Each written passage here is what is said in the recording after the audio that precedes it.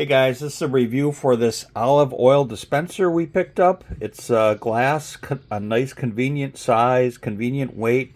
It's got a little drip lid right here, which is so nice because you can just trickle it out a little bit, just do a nice easy drizzle onto your food or into your pan for sauteing things, as opposed to something like this where it's got a big huge opening.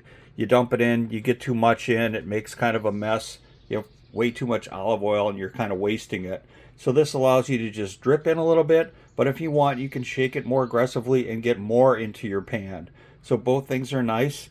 This one has two different spouts that it comes with, and it also has a little funnel so you can refill the glass jar from your bulk olive oil container. Super easy to use it. It's nice. Like I said, convenient size, ergonomic, glass, so it's nice and clean, and works great. I absolutely love this olive oil dispenser. Go to my Amazon storefront and make a purchase and help support more content creation. Thanks for watching.